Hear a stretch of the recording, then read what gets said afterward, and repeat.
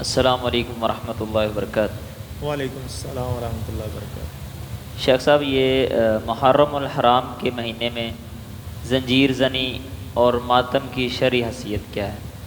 اچھا، یہ جو سوال ہے یہ بڑا ہی اہم سوال ہے کہ محرم الحرام کے مہینے میں حضرت حسین رضی اللہ عنہ کی محبت میں زنجیر زنی کرنا، سینہ کوبی کرنا، یہ کیسا ہے؟ نبی صلی اللہ علیہ وسلم نے حجۃ الوداع کے خطبے میں ایک بڑی اہم بات ارشاد فرمائی تھی، اور وہ بات یہ تھی کہ میری امت کے اندر جہالت کے 4 امور باقی رہیں گے۔ ان میں ایک یہ میت کے اوپر آہ و بکا کرنا یا واہ ویلا کرنا، بین کرنا، یہ نبی صلی اللہ علیہ وسلم نے بیان فرمایا۔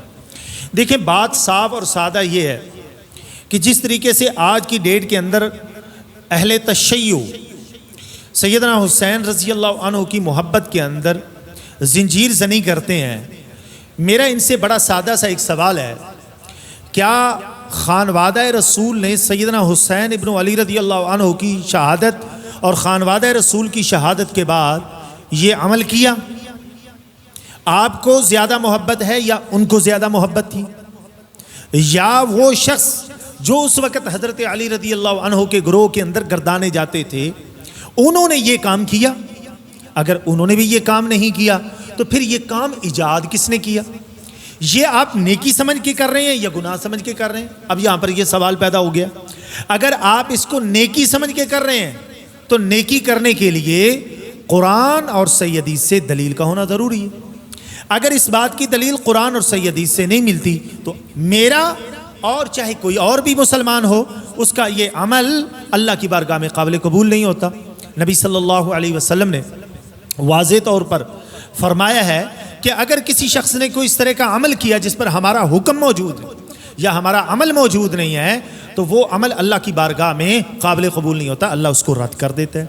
اور نبی صلی اللہ علیہ وسلم نے فرمایا کل بدعۃ ضلالہ وکل ضلالۃ فی النار، دین میں ہر نیا کام گمراہی ہے اور ہر گمراہی جہنم میں لے کر جاتی ہے۔ اب اگر کوئی شخص یہ کہنا چاہتا ہے کہ میں یہ نیکی سمجھ کر کرتا ہوں تو نیکی کے لیے قرآن سے اور نبی صلی اللہ علیہ وسلم کی سنت سے دلیل کا ہونا ضروری ہے، اس پر دلیل موجود نہیں ہے۔ اور اگر ہم دیکھیں کہ غم کا جو طریقہ کار رسول اللہ صلی اللہ علیہ وسلم نے بیان فرمایا ہے، صحیح بخاری اور صحیح مسلم میں حدیث موجود ہے کہ محبوب پیغمبر جناب محمد الرسول اللہ صلی اللہ علیہ وسلم کی ایک صحابیہ، ان کا باپ فوت ہوا اور تیسرے دن انہوں نے کپڑے تبدیل کیے اور جسم پر خوشبو لگائی اور فرمایا یہ میں اس لیے کر رہی ہوں تاکہ معلوم ہو جائے کہ نبی صلی اللہ علیہ وسلم کی جو حدیث ہے اس پر میں عمل کر رہی ہوں کہ تیسرے دن غم ختم کر رہی ہوں، سوگ کو ختم کر رہی ہوں۔ تو یہ سوگ کا کون سا طریقہ ہے؟ اور جہاں تک زنجیر زنی، اپنے آپ کو تکلیف دینا، اپنے آپ کو اذیت دینا، یہ بھی تو اسلام کے اندر ایک غلط عمل ہے نا، یہ قبیح عمل ہے۔ آپ اپنے آپ کو تکلیف نہیں دے سکتے۔ ایون کہ حدیث میں آتا ہے کہ نبی صلی اللہ علیہ وسلم کے زمانے میں ایک شخص تھا، اس نے نظر مانی اس بات کی کہ وہ دھوپ پہ کھڑا رہے گا۔ اللہ کے رسول نے فرمایا آؤ چھاؤں پر بیٹھو۔ نو، آپ نہیں کھڑے ہو سکتے۔ کیوں؟ کیونکہ یہ طریقہ جناب محمد رسول اللہ کا نہیں ہے۔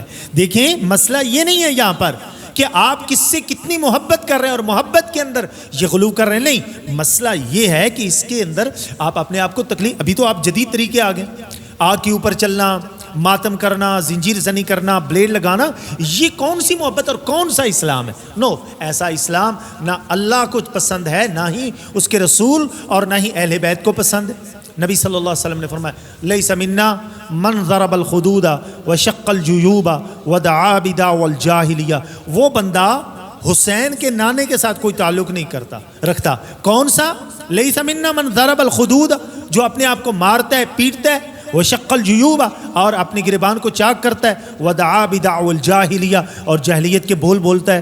حسین کے نانا کہہ رہے ہیں اس بندے کا میرے کے ساتھ کوئی تعلق نہیں ہے۔ اب اگر کوئی شخص سیدنا حسین ابن علی رضی اللہ عنہ کی محبت کے اندر یا غم کے اندر یہ بات کر رہا ہے، نو، اللہ کو اور اس کے رسول صلی اللہ علیہ وسلم کو ایسا بندہ ایکسیپٹڈ نہیں ہے۔ اور اگر کوئی شخص یہ سمجھتا ہے کہ وہ ایکسیپٹڈ ہو جائے گا اللہ اور اس کے رسول کے نزدیک، تو یہ اس کی ذاتی ذہنی اختراع ہے، اور اس کی ذاتی ذہنی اختراع کا کوئی بھی اہمیت نہیں ہے اللہ اور اس کے رسول کے نزدیک۔ اللہ ہم سب کو عمل کی توفیق عطا فرمائے۔ وما علینا الا البلاغ المبین۔